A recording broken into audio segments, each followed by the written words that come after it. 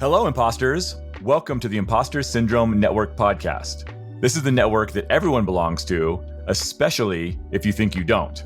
My name is Chris Grundeman, and I'm here with the unsinkable Zoe Rose. Heyo. This is the Scott Robohn episode, and I think you're going to love it. Scott has spent over 25 years recruiting, developing, and leading technical teams to drive sales and customer satisfaction. During that time, he's held high-level positions at Cisco, Juniper, Nokia, DriveNets, and others. Hey, Scott, would you like to introduce yourself a bit further to the Imposter Syndrome Network? I can't meet or beat that introduction, but yeah, thank you for having me here today. It is Scott Robohn, like putting a robe on. Again, that's the catch for everybody. And, I can feel my family's eyes rolling hearing me say that because they've heard it a billion times. But look, I've just been a very fortunate individual in the networking industry. I've had a career that's grown up with the commercial internet. I started out very, very applied, hands-on network engineering and architecture roles, TAC engineer for quite some time. And then I kind of got attracted to the sales side of things, technical sales. And that's where I've spent the bulk of the last 15 plus years working with and developing systems engineering teams. Great. And I already messed up your name, so thank you for Robohn. I said Robohn, I think. It's very helpful to have those little phonemic reminders. No worries. But anyway, let's get to it. I noticed on your Twitter profile that the first thing you wrote to describe yourself is husband, dad, and grandpa/bestafar. That struck a chord with me, as I often tell people that I've held many titles over the years, but my favorites are father, friend, husband, brother, and son. So I'm curious about the effect that a family focus has had on your career in technology. Has it held you back at all? Or has it pushed you forward, or something in between, or maybe nothing at all? I don't know. Well, so it's a great set of questions. I would say probably early in my career, I did not handle that very well. The balance, I did not keep the balance well. And I'll fully admit, I probably put too much on career and work and not enough time on family. Great way to start out this discussion, but it's better to be transparent. I've thought a lot about that over the years. Part of what I'm doing now and starting my own independent consultancy is very tailored on my ability to control my schedule, engage with my family, especially the grandkids as they keep coming. We've got 3 so far. We understand there may be more this year, so we'll see how that goes. I also think it ties directly to, the topic of your podcast, imposter syndrome. I know early in my career, I had this persistent, overwhelming sense of, I don't really know what I'm doing, but at least I can put the time in, right? And I can show up and I can be on those calls at 2 a.m. for change windows and things like that.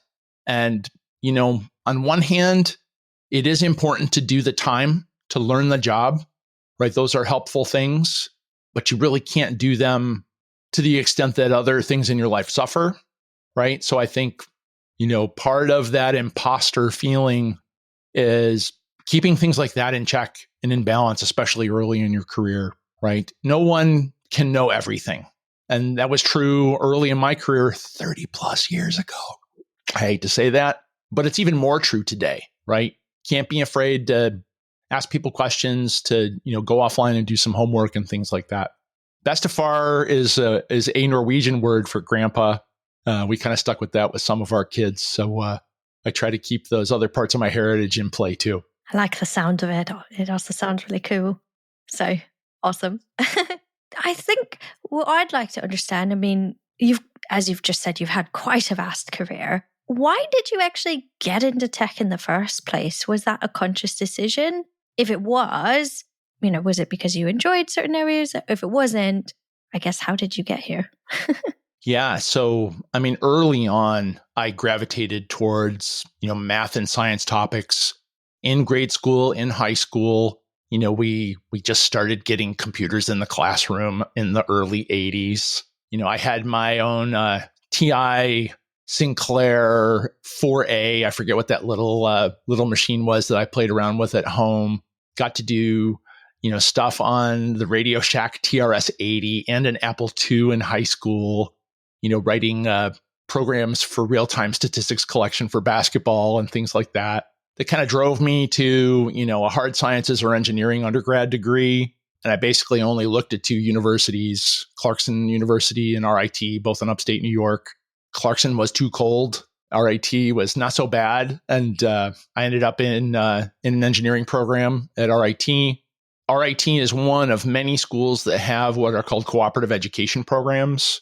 So it's kind of internships on steroids, where the program I was a part of was a 5-year bachelor's degree, where you go to school for 2 years normally, and then starting your third year, you alternate, co-op blocks and going to school back and forth. Sometimes you could do 2 back to back, both for work and school. That just exposed me to a wide range of things that really had a lot of fun getting into. I worked for Carrier Air Conditioning for a while, learned a lot about big industrial refrigeration and cooling, which who knew how important that would be for data center cooling today. I worked for a simulation consulting firm in Indiana, did a bunch of different things that were just good exposure. And actually in grad school, I started doing networking stuff in a lab, our computer integrated manufacturing lab at Penn State. And I kind of got bit by the networking bug. So as I got into, my post-education career, I just found myself gravitating toward projects where I could learn more about networking. I really kind of started with telephony, and see how many people can say that correctly, telephony. And then ATM, and I don't mean cash machines, asynchronous transfer mode, that ancient cell-based networking technology that is a bad memory for many, many of us in the industry. And then I learned about this thing called IP and, installing Winstock on a Windows machine, one of my first jobs, and just watching the commercial internet take off. It wasn't a master plan. I just, had the ability to, look at this connectivity thing, people to people, machine to machine. And I got on the bandwagon, and it's been a wild ride. I don't know if that gives you any other questions to ask, Zoe, but that's the shortest version I can give you of that. No, that's awesome. And I agree, right? That experience through co-op sounds really interesting, because we've definitely had several guests talk about the fact that on either side of the coin, right? Some who have gone to college, and most of these are younger folks who were able actually to get like networking or cybersecurity degrees. Those infrastructure level degrees didn't exist, I think, when you and I were of that age. But nowadays you can get those more specialized learning paths in college. But still, most of them said, I'm not getting any practical experience. As soon as I got to my first day at work, I had to kind of learn all over how things are actually done and outside of the theory. And we've also talked to hiring managers who say the same kind of thing, which is that, hey, yeah, college is great and everything, but it's not really giving people the practical experience that's needed to understand how to like troubleshoot a network or be a sysadmin or any of the things that, we're really talking about in these infrastructure and IT roles. Exactly. And that kind of left its thumbprint on me in terms of paying it forward and paying it back, right? Looking for opportunities to get early in career folks into the career place. I'll say the following very carefully, but for some of my sales colleagues out there who may be listening, when you're part of a sales team, which all systems engineers and sales engineers, you're part of the sales organization when you're in that job. And there's one important thing, and there's only one important thing when you're part of a sales team, and that's driving revenue. So getting attention on, well, how are we going to get more new college grads in here? Or how are we going to get other early in career folks in, or get people transitioning out of the military into the commercial world? It's hard to get attention on things like that, but it's definitely something with the support of many other support people, especially my time at Juniper, where we were able to do that. And I kind of forced my team at one point to say, we are taking college interns. What is your next question? But it was a great experience for everybody involved. People who have mentoring skills and coaching skills, new and career folks need that. They're looking for it. And it's a good way to exercise those muscles for people with a little more experience. Definitely. I think personally, interns have been probably the greatest part of my career experience, because they come in from such different perspectives. And I think selling it, from my perspective, how I've always sold it is, one, getting somebody that doesn't have necessarily responsibilities, so they have the time to do the research and investigate solutions people haven't considered before. Absolutely. And two, diversity is so critical, especially I work in security, so especially for security. So somebody coming in with such a different background is only going to benefit your team, right? Maybe they're more junior and they don't know all of the principles, but they have ideas and they have different experiences you've never seen before. So I 100% agree. I think internships and co-ops are the greatest part of my job personally. So I think one thing that I think we should probably clarify is, what actually do you do day to day? Because that might give people a bit more idea. Well, I'll describe this a couple different ways. The very short answer for, strangers who don't know me, how do I describe myself very briefly? Well, I'm an internet plumber, right? And there's plumbing in your house, the tiny little pipes and the fixtures that come out of your bathroom faucet. And then there's plumbing between reservoirs in cities and aqueducts. I'm the latter kind of plumber, right? That's kind of where I cut my teeth, working for a telco in the 90s and then just really being part of internet infrastructure since then. That caused me to give me the opportunity to do many different things around network infrastructure, then network security, then cloud connectivity and automation around networking and cloud. It's been a very progressive add-on over my career of the technologies I've had the privilege of playing with and getting to know. Now that I'm out on my own, I started this in February. I'm an independent consultant. TechSalesCraft.com is the website. Here's what my day looks like now. I have a lot of historical knowledge, and I really have three main lanes of engagement with customers. I do fractional go-to-market services, and fractional is just a fancy word for part-time. I come alongside companies and can be a part-time SE, solution architect, or even field CTO. I could do part-time biz dev and even pretend to be a salesperson. I'm not ashamed to do that. I'm my own salesperson now for my services. The whole gig work economy, that's working very well. There are a lot of smaller companies that aren't ready to invest fully in a technical sales team or have no thought of creating a technical sales team or understand how to get products to market.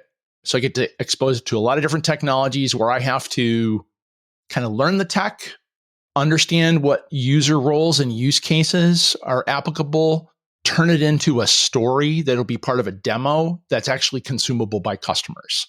And there's some definitely old dog, new trick stories in there that it's been really refreshing for me to get into that as I've struck out on this new venture. So that's the whole fractional go-to-market services side. The second lane I pursue is, I can still do SME work, especially in networking and network security. I'm not afraid to roll up my sleeves and get my fingers on keyboards. And then the third lane is that coaching, mentoring, advising function for technical sales teams and bigger teams. I've been part of some great teams. I've been part of some not so great teams. I've contributed to both of those in positive and negative directions in the past. I've made some good calls. I've made some bad calls. Let me help you learn from my mistakes.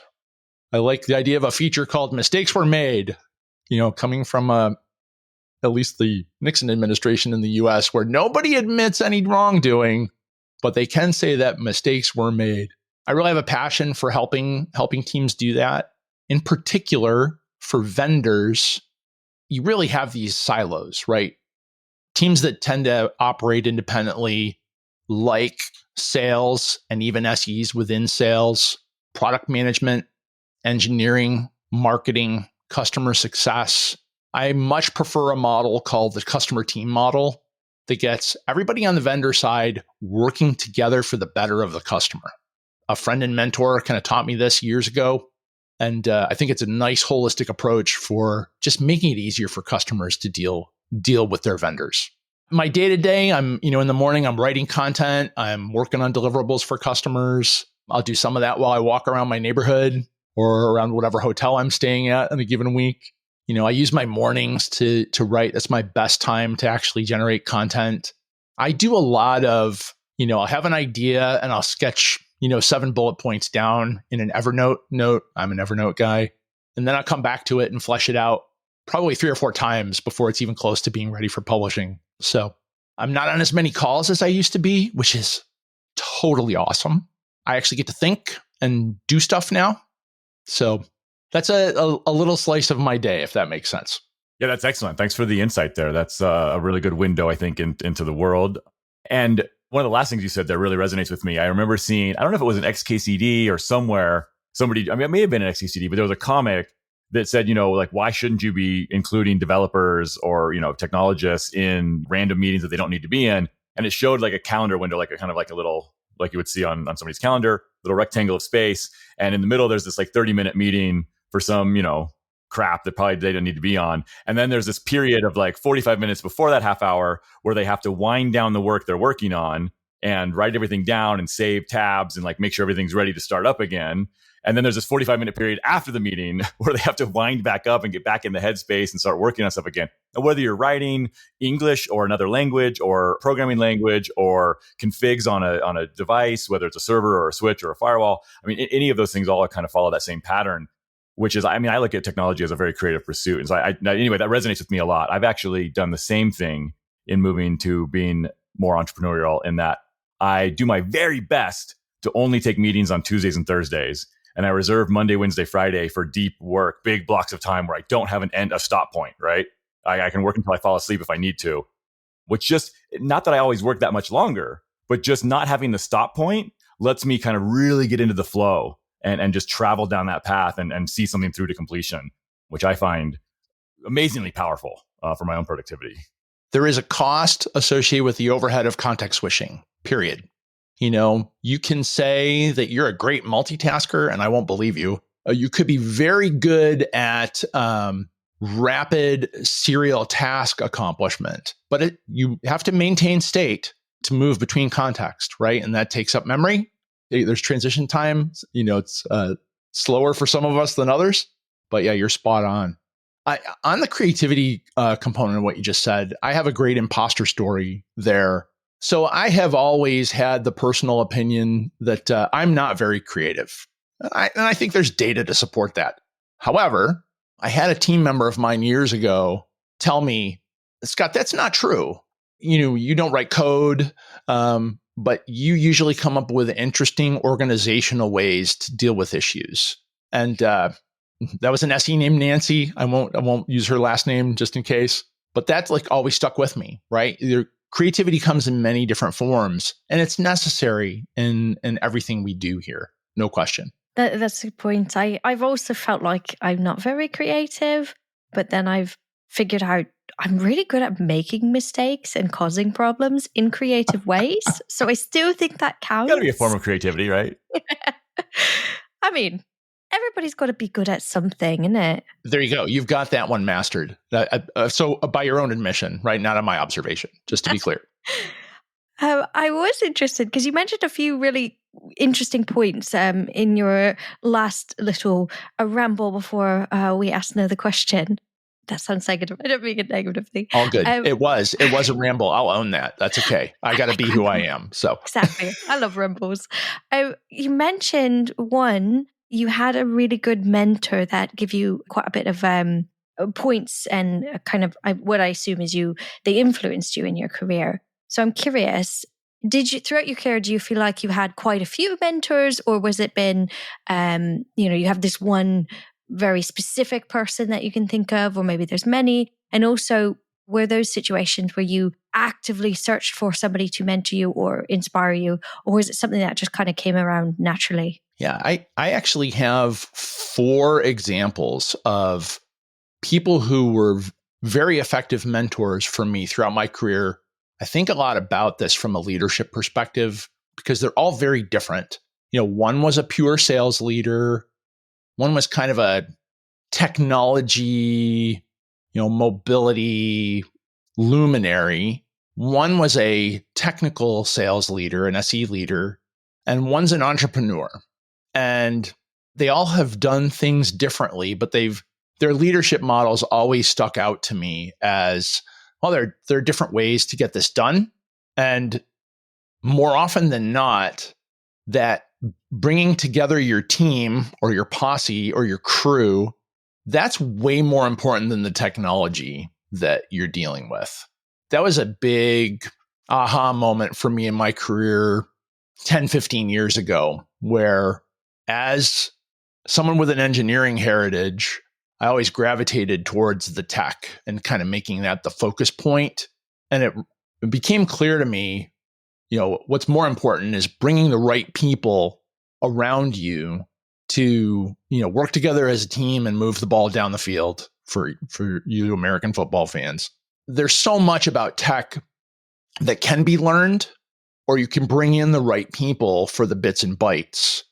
But having that mix of people that work together well and have common respect for that leader, that's really what makes a difference. So it's not an imposter story, but it's definitely a learning point in my career along those lines. Yeah. So speaking of that, of kind of the imposter story, which I guess is leading, but you've been doing this, you said, over 30 years in technology, you've gotten to some pretty amazing heights, right? I mean, you've been a CTO, you've been VP, you've been chief architect, really the pinnacle of a lot of folks' careers, and you've done it multiple times already, to the point where now you feel confident to go out on your own and kind of do this entrepreneurial thing to give yourself some more time. So in kind of the, maybe the shadow of all that success, do you ever feel like you're not smart enough? Always. Yep. I think very early in my career, probably for the first 10 or 15 years, that was an overshadowing. How did I get here? And let me be clear. I've always felt very fortunate to be where I am. And I think I was listening to one of your previous episodes where you had a conversation with your guest about, you can't say you feel lucky or you feel fortunate. No, I feel lucky and fortunate. I also worked hard, right? And it's a combination of those things that get you into, any given situation in your life and career. So I wouldn't say I had overshadowing feelings of being an imposter, but again, that first 10 or 15 years, it was definitely, I'm afraid of the next question I'm going to get, right? And I'm going to have to say, I don't know. There's a very specific experience that I had as a TAC engineer where that was an incredibly educational role for me. I had transitioned from being a trainer.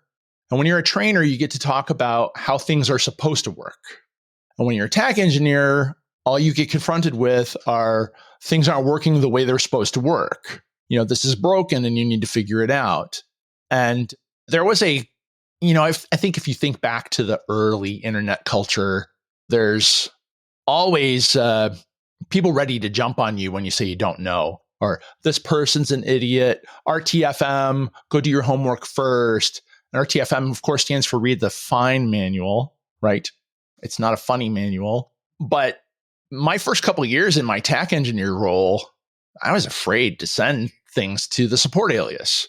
Because I know there's somebody out there that's going to say, Robohn, you should have gone and look this up first. I didn't think of it in terms of toxicity at the time, but I think in hindsight, there was a toxic element to that particular culture. I don't think it was limited to that company or just that role, but that's something that I think we can all be doing, right? To say, hey, no, it's okay to ask questions. Yeah, you should do a minimum amount of basic homework, but it doesn't take long for you to hit a place where, I need to enlist other resources to figure this out and create cultures where that's okay, right? And provide coaching if somebody is not doing enough prep, not being educated to the point where they should be, but you don't have to create this meat grinder that people are just going to be thrown into, and it only hinders productivity, right? If people are afraid to ask questions, it's going to take them longer to resolve issues. So yeah, no, that's a really good point. I think that's definitely something that's held me back in my career. Is I always was terrified of making mistakes. I mean, I suppose I did have the slight challenge of being a woman, and sometimes people took that as, well, you're a woman, that's why you don't know, not because that's just a topic I didn't know. So I think that stuck with me for longer than it should have. And now that I'm in a position where I'm in a good team, the culture is not really that negativity. Well, there still exists, but it's not as prominent, I guess. But I think now that I feel a lot more confident in admitting my limitations, I feel like that creates a better culture as well for your other colleagues. Because if I admit I don't know something, somebody's going to feel more relaxed to admit to me they don't know something. And I think that just builds a better environment to learn. On that point in particular, think about the tremendous leveling effect that the internet provides for anybody wanting to get into any career field, not just tech. Mm-hmm. The way I've couched it to my kids in the past is the best thing about the internet is you can publish anything you want. And the worst thing about the internet is you can publish anything you want. 100%. But the good side of that is somebody like you or I, any of the three of us or anybody listening, you want to learn about something, it's at your fingertips, and that's even before Udemy and Pluralsight and, free Harvard and MIT classes online. And dare I say it, maybe university education is no longer as important as some people would have us believe. Spoken in hushed conspiratorial tones. Zoe, I don't want to put words in your mouth, but I think you would agree that's part of what helped you get to where you are, because you just have easier access to information. Oh, 100%. Talking about your career, I messaged Chris privately. Your career is about the expense of my age. I'm a little bit younger. It's interesting seeing your perspective and then my perspective. I got into tech by being self-taught and watching YouTube, so I'm used to that investigation. But I 100% agreed with your comment of, you can learn something at a cost of something else. And for the majority of the start of my career, I did not have a life.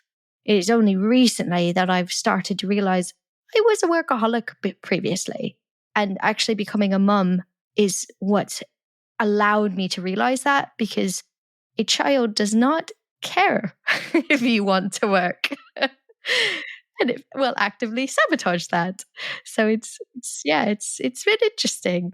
I am curious, throughout your career, is there a role or a position that stood out to you where you feel like you learned the most? So there's a couple ways to interpret that, right? And I think my training positions, I was a Cisco trainer for a time and then a Juniper trainer.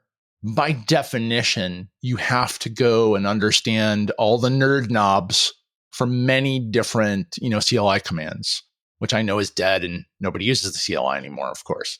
Just kidding. Sure. So there's a volume issue there, right? Where I probably learned more details about tech as a part of those roles. I would put that tech engineer role as a close second, learning on internals and how systems behave and, different failure conditions and so forth.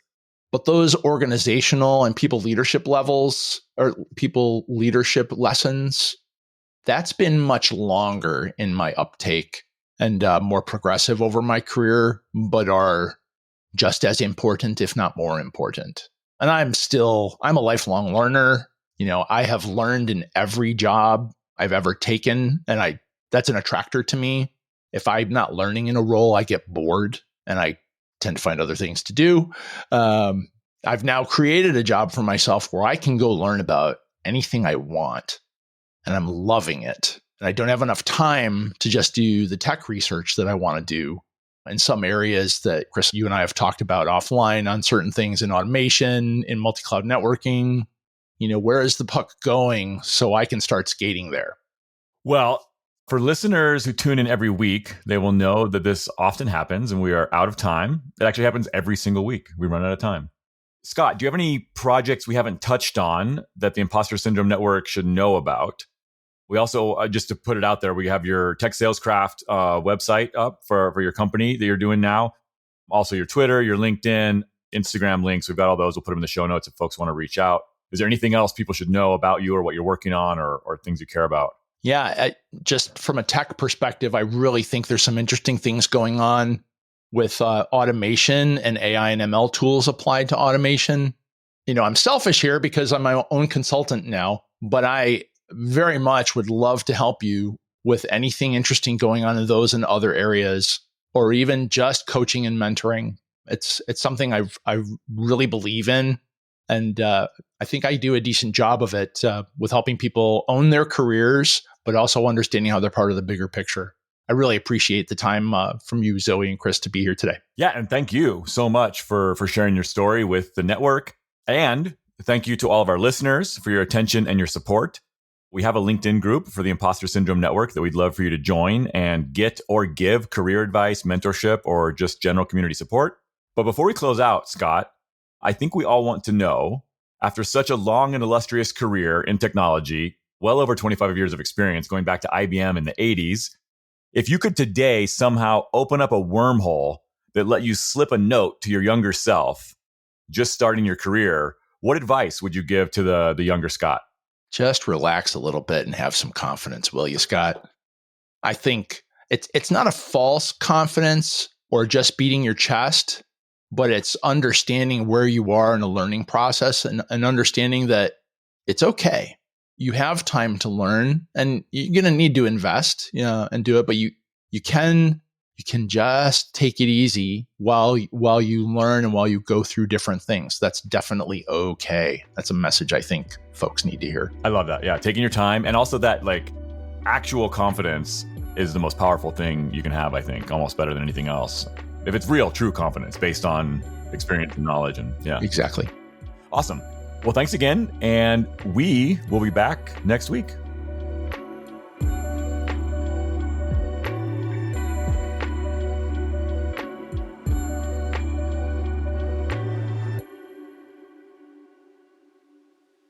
I don't know the percentages because 76% of statistics are made up on the spot. So I would give it a 90% of people die within 10 miles of where they're born. I mean, it's a staggering statistic when you look at it. Most people don't move away from home, but travel is slightly different. And you're right. It's probably better in Europe for sure. Yeah, it's very common. Recently, I was realizing that I actually travel a lot more than average. Most children don't travel as much as my daughter does. So actually, I think that must be a European thing because it's normal for kids to travel here. It's normal to go on holiday and leave for another country. Whereas I don't think that's common in North America. Not as common, but if I go from New York to Florida, I've gone much further than Liverpool to the southern coast of Spain. I haven't crossed any international boundaries. You could say they speak a different language in the southern US, maybe.